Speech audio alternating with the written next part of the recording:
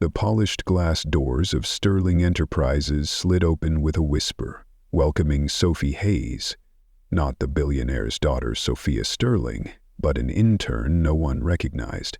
She stepped inside, her heels clicking softly against the marble floor, the sound swallowed by the towering silence of legacy. This was the first time she entered her father's empire, not as an heiress, but as a new hire.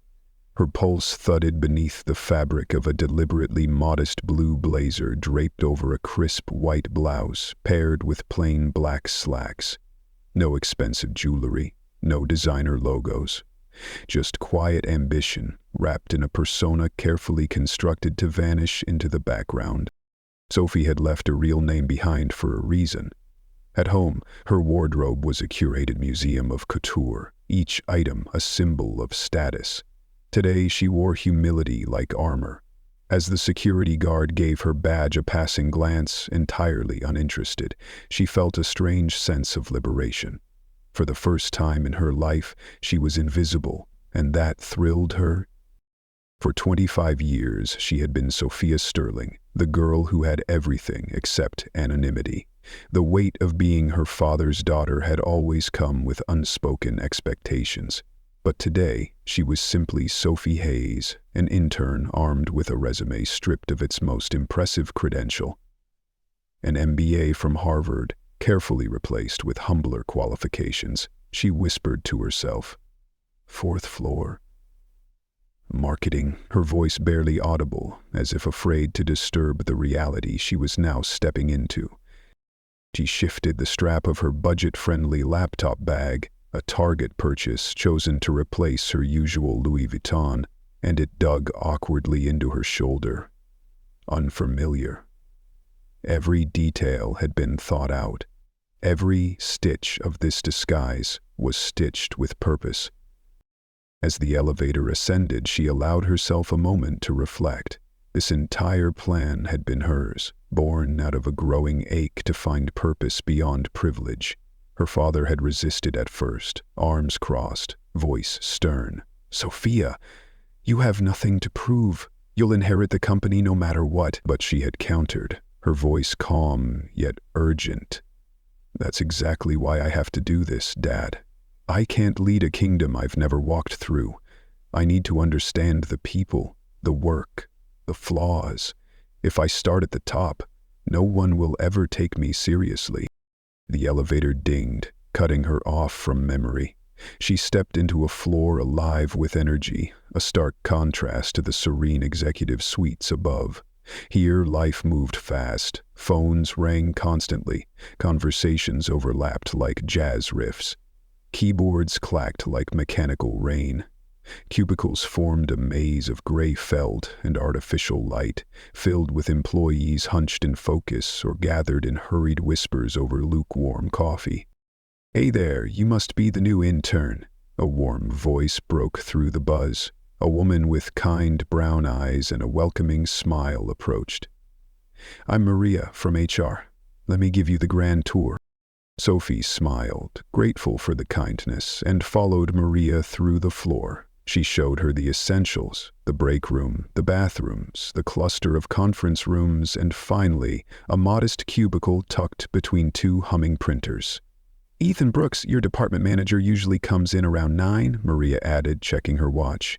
"He's a stickler for punctuality, so being early's good, just—" She hesitated, lowering her voice. "Just stay on his good side, okay?"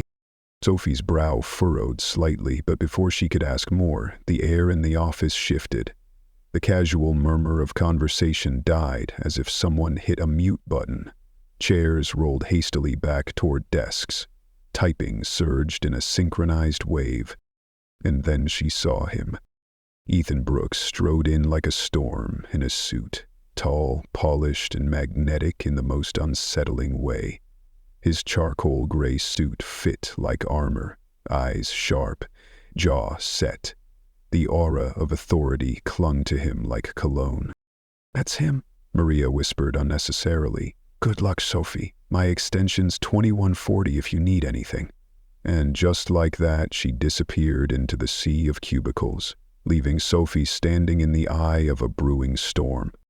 It took less than an hour for the facade to crack. Ethan's voice cut through the floor like a scalpel, eviscerating a junior copywriter for a typo in a presentation draft. "If you can't handle basic proofreading," he sneered, "perhaps this isn't the career for you." The words were cold, but the condescension in his tone carried the real venom. Sophie sat in silence, absorbing every word, her stomach twisting. Ethan wasn't just a strict boss. He was toxic, an architect of fear cloaked in professionalism. He dismissed creative suggestions without a glance, commandeered ideas during meetings and claimed them as his own, and rewarded sycophants while subtly breaking down the confidence of independent thinkers. She watched him dismantle Jessica, a brilliant young designer who had just pitched a bold new campaign. Ethan rejected it without even glancing at the mock-ups. 20 minutes later, he presented a near-identical concept as his own. The team clapped, not out of respect, but survival. And then came Sophie's orientation, if one could call it that. Ethan breezed through a vague description of her role in under 3 minutes before pivoting to his favorite subject, himself. "I've rebuilt this department from the ground up," he declared, reclining like a king in his throne. "When I came in, it was a disaster. Now we're the highest performing team in the company. You know why?" He didn't wait for an answer. "Because I don't tolerate mediocrity. You either excel or you exit." Sophie forced a polite nod, but her mind raced. She had read the quarterly reports. She knew the numbers were strong. But now, she began to see what those numbers were built on. Fear, silence, stolen credit, and crushed spirits. As she sat at her desk, blending into the landscape of blinking monitors and silent frustrations, a question began to rise in her heart, not one of doubt, but one of purpose. How many voices had been muted here? How many great ideas had withered under the weight of a man who ruled through intimidation? This was more than just an internship now. This was a reckoning, and she was no ordinary intern. Back at her cubicle, Sophie opened her laptop with a sense of renewed resolve. Her fingers hovered over the keyboard for a moment, trembling slightly. Not from fear, but from a tightly coiled tension she'd kept buried all day. Her father's words echoed in her mind, lessons taught not through boardroom lectures, but through quiet examples. Real leadership uplifts. It builds others. It never feeds on fear. And yet here she was, witnessing the exact opposite. This division, once just a name in quarterly reports, now revealed itself as a battleground of intimidation and silent suffering. The contrast between her father's core beliefs and Ethan Brooks's regime was staggering. Her thoughts were interrupted by a commotion. 2 cubicles down, another intern was hurriedly packing her things, face flushed and eyes glistening with unshed tears. Ethan's voice boomed from behind, cutting through the air like a blade. "Don't bother coming back tomorrow. We need people who can handle pressure here." Sophie's grip on the keyboard tightened. Her every instinct screamed to intervene, to rise from her chair and expose who she really was, someone who could stop this with a single phone call. But she stayed seated, silent and calculating. This wasn't about ego. It was about justice. A single confrontation wouldn't fix a system built on fear. She needed to dismantle it piece by piece. Opening a blank document, she titled it Observations. If she wanted to create meaningful change, she'd need more than righteous anger. She'd need proof, patterns, and precision.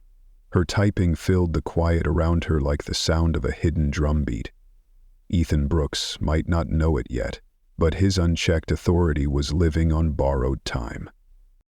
As she typed, a slight smile curled her lips. The irony was delicious.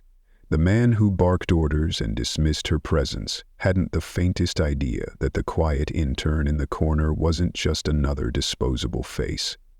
She would be the one to decide his fate. The rest of the day unfolded like a textbook case in managerial malpractice. She documented everything: snide remarks, manipulative silences, the way fear made even the brightest minds shrink into themselves. By 5:00 p.m., her notes had grown into a damning portrait of dysfunction. Packing up her things, Sophie caught sight of Ethan in his office, barking into his phone with the smugness of a man too drunk on power to consider consequences. Her stomach twisted, but she inhaled deeply and whispered, "Patience." Rome wasn't built in a day, and a culture of fear wouldn't fall in one either. 3 weeks later, Sophie sat in the monthly marketing review meeting, her jaw clenched as Ethan presented a dazzling but fraudulent set of numbers to the regional directors. On screen, engagement had soared, growth curves reached for the ceiling. But Sophie knew better. She'd seen the real data. Those stats were bloated with bots and meaningless spam. Her eyes scanned the room. Some senior team members shifted uneasily, their silence louder than any protest. They knew, but fear kept their mouths shut. When the meeting ended, she waited until only she and Ethan remained, her voice calm, almost curious. "Mr. Brooks, I noticed a discrepancy in the engagement data if we exclude the automated—" Ethan didn't even look up. "Listen, Hayes," he snapped, dropping his voice to a venomous whisper. "You're an intern. You fetch coffee, format spreadsheets. You don't question strategy. Stay in your lane, or you'll find yourself without one." Sophie held his gaze, unblinking. "I thought accuracy in reporting was company policy." That's when his mask slipped. His face hardened. "Get out." The next morning, her access to the analytics dashboard was gone, but it was already too late for him. Sophie had downloaded everything the night before, stored safely and encrypted.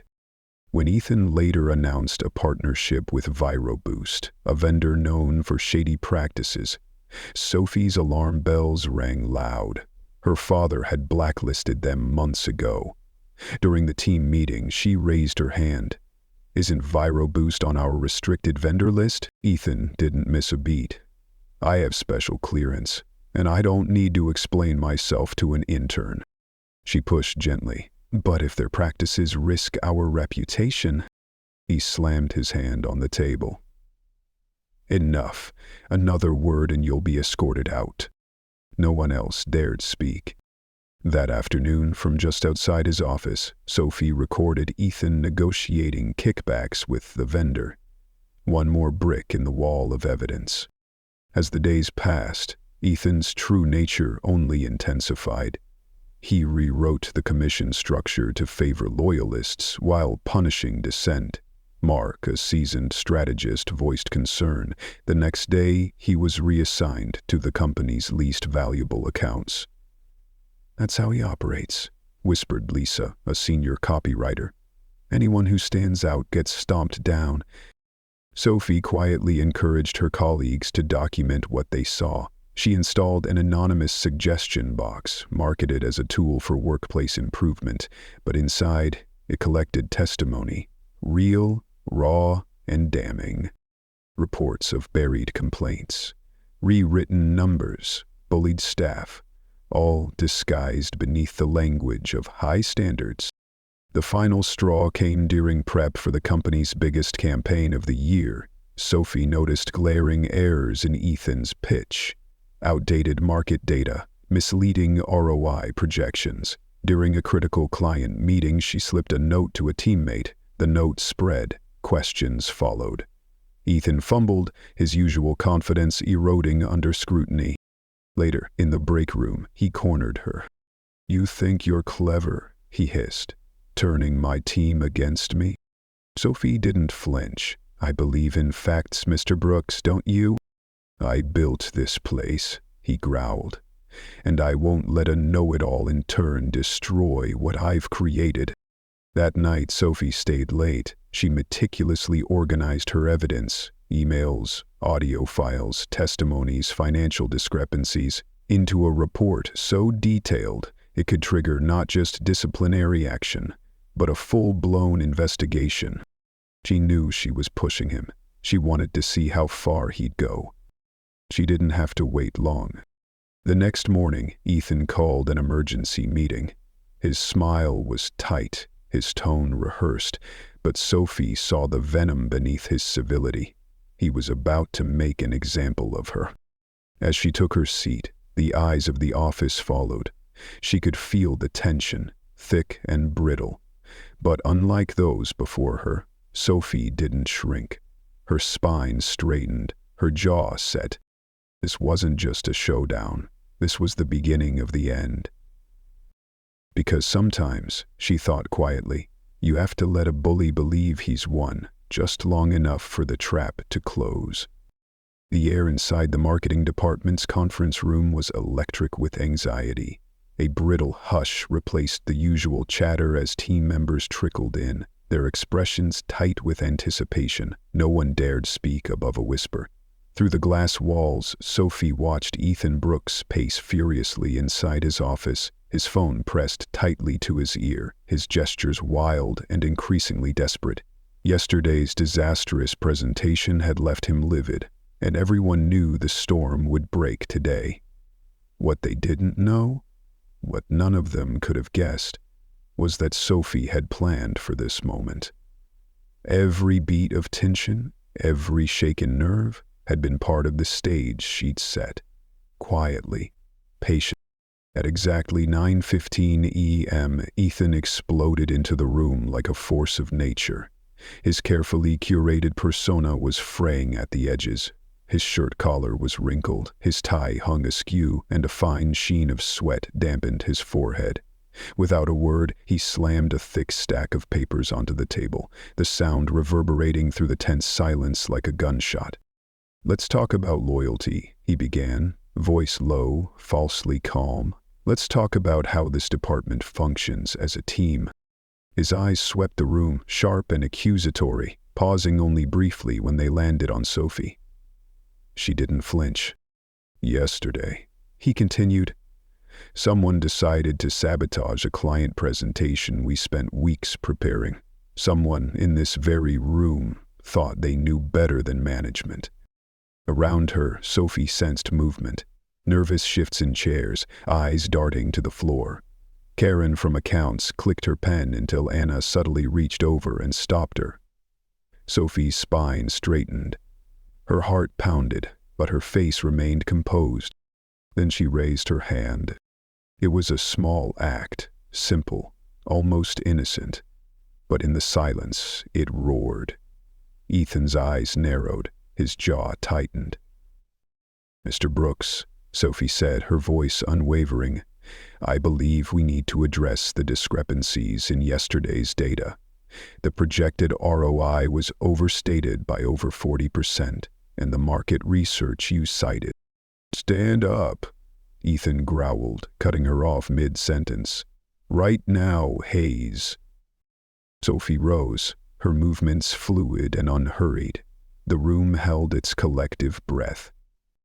"Since the day you arrived," Ethan continued, his voice rising like a tide, "you've done nothing but challenge authority, spread discord, and undermine leadership. Despite repeated warnings, you continue to step far beyond your role." "I'm only pointing out facts," Sophie said steadily. "Our ethical guidelines require accurate reporting.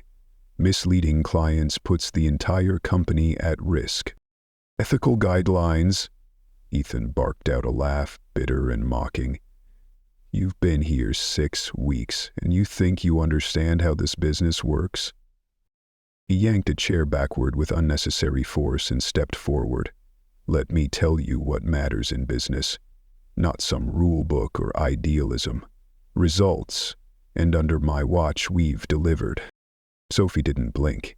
Results built on manipulated metrics, shady vendors, and lies aren't real success. The Vero Boost deal alone breaches multiple company policies, and you know it. "Enough!" Ethan slammed his hands down on the table. "You're fired, Hayes. Get out, now." The gasp that followed was audible, sharp, even from Ethan. This was extreme. Firing someone in front of the entire department wasn't just unprofessional. It was explosive. But Sophie remained composed. A slow, almost serene smile crept across her lips. "Are you firing me for exposing policy violations, Mr. Brooks?" she asked, her voice gentle but firm. "Because that would constitute retaliation against a whistleblower." Ethan's face flushed deep crimson. "You're out of line," he spat. "Security will escort you from the premises." As he fumbled with his phone, dialing furiously, Sophie calmly gathered her notepad. Her colleagues watched in stunned silence. Lisa from copywriting slipped a card into Sophie's hand, whispering, "For references," before quickly walking away. Sophie tucked it into her blazer pocket. She turned at the door, addressing the room one last time. "Wonderful and wonderful. Thank the past 6 weeks," she said softly. "I've learned more than I ever expected, especially about what happens when power goes unchecked." She met Ethan's furious eyes. "More than you can imagine." When Mike from security arrived, he looked deeply uncomfortable. "I'm sorry, Miss Hayes," he mumbled, avoiding her gaze. "Need any boxes?" "Just my laptop bag, thank you," she replied with a gentle smile. As they walked, Ethan's voice echoed from the conference room behind her, twisting the story, blaming her for disruption, using her as an example. Let him. He was playing right into her hands. She passed Maria from HR in the hallway, who looked pale and concerned, clutching a folder and heading straight toward Ethan's office. Legal complications would soon follow. At the elevator, Mike hesitated. "I'm supposed to walk you all the way out." "Of course," Sophie said graciously. "Protocol is protocol." As the elevator descended, Sophie's phone buzzed. A new message from her father. "Marketing floor visit tomorrow, still on." She replied instantly. Wouldn't miss it for the world. Outside, she stepped into the sunlight, the city waking around her. She slid into her modest rental car, yet another piece of the mask she'd worn. Only now did she let herself exhale. She had everything she needed: recordings, testimonies, data, and now proof of public retaliation. Ethan thought he'd won by firing her, but all he'd done was sign his own demise. Back inside, the department buzzed with uncertainty. Whispers flew. Ethan was in damage control mode, snapping orders and obsessing over appearances. No one knew why until Maria rushed in, breathless. "Mr. Sterling is on his way up." The reaction was instant. Controlled chaos. People straightened ties, chairs were adjusted, decorations shifted. Ethan transformed before their eyes, no longer a tyrant but a sycophant. He planted himself by the elevator like a nervous but eager puppy, barking out last-minute orders. When the elevator chimed, Richard Sterling stepped out, every inch the legend. At 62, his posture was proud, his silver hair perfectly combed, his tailored suit effortless. He carried himself like a man who had built empires not with bluster, but with wisdom. His presence was not demanded, it was respected. "Mr. Sterling," Ethan exclaimed, rushing forward. "What a surprise. If I'd known, I'd have arranged a proper welcome." Richard cut him off gently but firmly. "The best inspections are unannounced, Mr. Brooks. They show us what's really happening." His eyes swept the office with quiet precision, registering everything. "I hear your department has had some recent intern placements," he said casually. "I'd like to hear more about one in particular." Ethan's smile faltered, and the real reckoning had only just begun. "Sophie Hayes," Richard said quietly. It was as though the color had been drained from Ethan Brooks's face by a vacuum. A nearby employee instinctively took a step toward him, as if expecting the man to collapse. "Miss Hayes," Ethan choked out, his voice hoarse with disbelief. She no longer works here.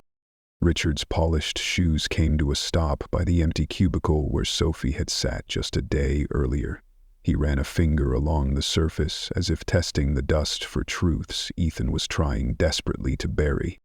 "And why is that?" he asked. A stillness fell over the office. Phones went unanswered. Keyboards fell silent. Every breath held. Ethan's Adam's apple bobbed as he tugged at his collar. "Mr. Sterling, I can explain. Miss Hayes was a disruption. She routinely challenged authority, questioned protocol, and yesterday she sabotaged a major client presentation with baseless accusations about our reporting methods." Richard arched one brow. "Unfounded accusations?" he repeated. "Tell me more." "She claimed we were inflating numbers and engaging in unethical practices," Ethan stammered, regaining a bit of composure. "Completely false. The girl simply didn't understand the sophistication of our marketing strategies." With each word, Ethan seemed to grow more confident, as if he believed that leaning on jargon and bravado would rescue him. "Frankly, I did the company a favor. We can't have interns sowing discord and questioning leadership at every turn." Richard nodded thoughtfully, as if mulling over a difficult math problem. "So you fired her, just like that?" "It was necessary," Ethan said, now standing straighter. "Discipline is vital to departmental cohesion. Our results speak for themselves," Richard interrupted with a faint smile. "Yes, I've seen the reports." He walked casually past the break room, where employees tried desperately to appear uninterested. "And this firing," he added, "handled through proper HR channels, I assume?" Ethan's mouth twitched. "Well, given the insubordination, I thought a swift and visible response would set an example. You fired her in front of the entire team." It wasn't a question. Richard's voice had shifted, cool, flat, and razor-sharp. Ethan's voice shrank. "Yes, but sometimes bold action is needed. The girl was undermining the very structure that keeps us functioning." "And how exactly was she a threat to you, Mr. Brooks?" Richard asked, turning to face him fully. She wasn't threatening me personally," Ethan hedged. "She was disrupting the department's stability, always pushing back, always suggesting changes, advocating for policy reform." Richard's eyes narrowed. "So," he said softly, "you publicly fired an intern for showing initiative, raising ethical concerns, and proposing improvements." Ethan's face turned a shade paler. His confidence faltered for the first time. "I stand by my decision," he muttered, his voice thin. "Sophie Hayes was not a good fit for this department." Richard checked his watch, then looked up slowly. "Sophie Hayes," he repeated, his tone almost reverent, like he was invoking something sacred. "Are you absolutely certain? That's the hill you want to die on, Mr. Brooks." The question hung there like a thundercloud ready to burst. And then, softly, decisively, the elevator chimed. All eyes turned. Out stepped Sophia Sterling. She no longer wore the modest blazer and budget handbag of an intern. Today, she was radiance and resolve in a charcoal Chanel suit. Her presence filled the floor before she even spoke. Her stride was calm, her expression measured, her transformation complete. A gasp rippled through the room. Ethan froze, his lips parted, but no sound came. She walked straight to her father's side. Suddenly the resemblance was glaringly obvious. Identical eyes, the same confident posture, and that unmistakable aura of command. "I believe," Richard said, savoring the silence, "you already know my daughter." Sophia. Daughter. The word crashed through the office like an earthquake. Someone in the back dropped a mug. It shattered on the floor. Ethan jumped. Daughter?" he stammered, "but that's impossible. She was an intern." From State University. From Harvard, Sophia corrected. MBA, class of last year. I used a false background as part of my cover. The modest clothes, the rental car, the spreadsheet assignments, all intentional. Ethan collapsed into a chair, as if his legs had simply given up. "She's your daughter," he whispered, horrified. "Our future CEO," Richard confirmed, his voice solemn now. "And over the past 6 weeks, Mr. Brooks, you've given her a front-row seat to your leadership style." The silence that followed was almost reverent. Even the air seemed to pause. "The firing," Ethan said weakly. "I didn't know." "Would it have changed how you treated her?" Sophia asked, her voice like velvet over steel. "Because that's the entire point. You shouldn't have to know who someone is to treat them with dignity." She turned to the room. "For 6 weeks, I've watched talented, driven people stifled under a culture of fear. I've seen ethics dismissed, data manipulated, ideas stolen, and careers sabotaged." She opened a sleek leather folder. Inside was every piece of evidence: recordings, emails, printed spreadsheets. "I've documented everything: altered metrics, unauthorized vendor deals, retaliatory firings." Richard's face darkened. "Mr. Brooks," he said, "care to explain your secret partnership with ViroBoost, a vendor I personally blacklisted months ago?" Ethan tried to respond, but the words stuck. "Or the suspicious social media data," Sophia added. "The bots, the paid likes." "It was for visibility," Ethan cried, "for optics." "Optimized for fraud, you mean?" Richard's tone could freeze glass. Maria from HR appeared, already taking furious notes. Ethan tried one last plea. "Mr. Sterling, I only wanted the department to succeed." "Ong lies," Sophia cut in sharply. "But real success doesn't come from fear. It comes from respect, innovation, and ethics." Richard stepped forward and placed a steadying hand on his daughter's shoulder, pride in his eyes. "When Sophia approached me with this idea," he said, "I had my doubts, but she was right. You cannot lead what you do not understand. What she's uncovered here, it's invaluable." He turned to the room. "To those who suffered under this toxic regime, I apologize. That ends today." Ethan sagged, defeated. "Are you firing me?" he asked in a whisper. Sophia raised a brow. "In front of the whole team? That would be unprofessional, wouldn't it?" Laughter rippled through the office, quiet at first, then louder.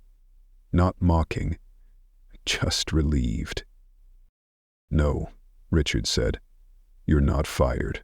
Yet. First, there will be a full investigation. HR will comb through every report, every complaint, and your conduct will be reviewed in detail." He nodded to Maria. "Escort Mr. Brooks to HR. They'll want to begin immediately." As Ethan was led away, Sophia turned back to her team now. "Change begins today," she said. "Every one of you deserves a workplace where your ideas matter, where your voice is heard. That starts now." Applause erupted. It wasn't just noise, it was release, it was hope, it was the collapse of fear. As the clapping faded, Richard glanced at his watch. "Almost lunchtime," he smiled. "Sophia, why don't you take your team out to celebrate? I suspect they have a few stories to share with their new boss." The mood was transformed. Where anxiety once ruled, now there was joy. And as Sophia moved among her peers, not above them but with them, she felt it, the spark of a better future. She hadn't just removed a bad manager. She had revealed the kind of leader she was meant to be. And for Sterling Enterprises, that future had never looked brighter. The marketing department of Sterling Enterprises had undergone a quiet but extraordinary rebirth. The walls once soaked with tension and fear, now echoed with laughter, collaboration, and bold ideas.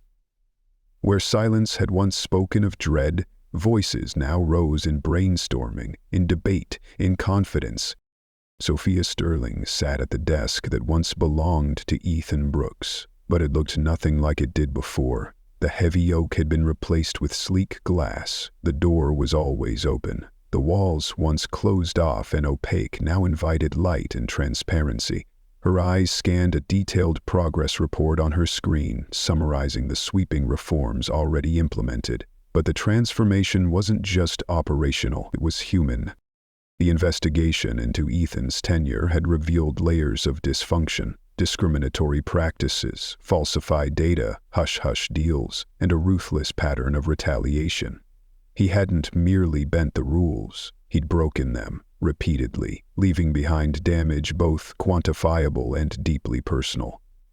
The HR department's report was damning. Legal now circled with precision. A gentle knock on the doorframe pulled Sophia from her thoughts. Markin, the once marginalized campaign strategist, stood there, a stack of documents in hand and new energy in his step. "I'm in," Sophia smiled, motioning to a chair. "How's the rebranding pitch coming?" "That's why I'm here," Mark said, his voice clearer, steadier than she'd ever heard it. "The team has some bold ideas. They're nothing like what we've done before, but they could redefine how we position ourselves in the market." "Bold is exactly what we need," Sophia said, shifting papers aside. "Show me everything." As Mark spread the presentation across the desk, Lisa and several others lingered at the doorway. Once upon a time, they'd never dare speak without permission. Now, they hovered with curiosity, even excitement. "Join us," Sophia called out. "This should be a group discussion." The shift was miraculous. People who had been diminished under Ethan's regime now lit up when they spoke.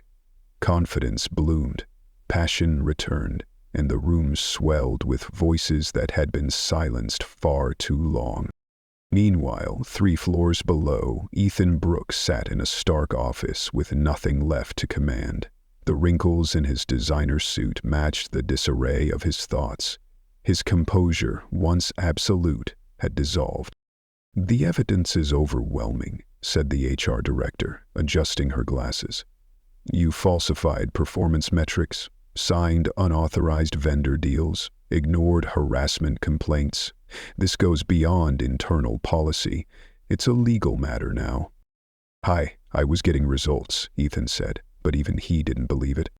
"Results built on deception," the legal counsel cut in. "We're now issuing corrections to clients and investors. Your leadership didn't just cost us ethically, it cost us reputationally."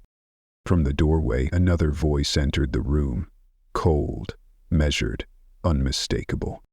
"My daughter is most concerned with that damage," said Richard Sterling, stepping inside. Ethan wilted. "We can tally up the financial harm," Richard continued, "but the emotional cost, the talent lost, the morale shattered, that's harder to quantify." "Please," Ethan begged, "I can fix this. Just one more chance." "Another chance to bully?" Richard asked. "To silence creativity and corrode our values?" He shook his head. "No, Mr. Brooks, your time here is over. The only question is whether you accept termination with settlement or face the courts." Back upstairs, Sophia stood at the head of the packed conference room. Every seat was taken, with more employees bringing in chairs from the hallway. The energy was kinetic, hopeful. "I came here undercover," she began, her voice calm but commanding. "I came to observe. But you taught me more than any report could." She paused, locking eyes with familiar faces. "I learned about strength, about solidarity, about what it means to believe in something, even when you're told not to." With a click, her slide deck began. "Let's talk about where we're going. We're restructuring this department to prioritize innovation, transparency, and inclusion. Promotions will be earned, feedback will be heard, accountability won't just be a buzzword." The room buzzed with interest as she explained new initiatives. anonymous feedback systems, open Q&A sessions with leadership, and merit-based performance evaluations. Then came the moment that truly broke the dam. "I'm also thrilled to announce," she said, "that the board has approved our request for department-wide salary adjustments, including retroactive compensation for those denied raises or promotions under the previous management." Gasps filled the room. Anna, the junior copywriter who had once cried quietly at her desk after a public berating, now openly wiped tears, but this time they were from joy. After the meeting, Maria from HR approached with a thick folder of new applications. "Word's gotten out," she said with a grin. "Top candidates across the industry are knocking down the door." "Great," Sophia said, taking the folder. "But start with our current team. Promote from within. They've earned it." As evening draped the skyline in gold, Sophia stood by the window of her office. The city stretched out before her, a living, breathing symbol of possibility. Her father joined her, 2 coffees in hand. "When you first pitched this undercover idea," Richard said, handing her a cup, "I thought it was overkill. But you saw what I didn't, that our true strength isn't in our margins or market share. It's in our people," Sophia finished. "And to lead them, I had to walk beside them first." Richard's eyes softened, pride clear in his expression. "You're going to be a better CEO than I ever was." "I learned from the best," she replied, smiling, "both in what to do and what not to do." She turned back to her desk. A sleek nameplate read Sophia Sterling, Department Director, but next to it, something humbler, a small plastic badge, Sophie Hayes, Intern. She kept it not for sentiment, but as a vow, to never forget where real leadership begins, not from power, but from empathy, humility, and courage. Behind her, the office lights dimmed as employees filtered out, laughing and chatting freely. The ghost of Ethan's shadow was gone. In its place was something new, stronger, freer. Sophia Sterling had led her team through fire and fear, and come out the other side not just respected, but trusted. And this was only the beginning.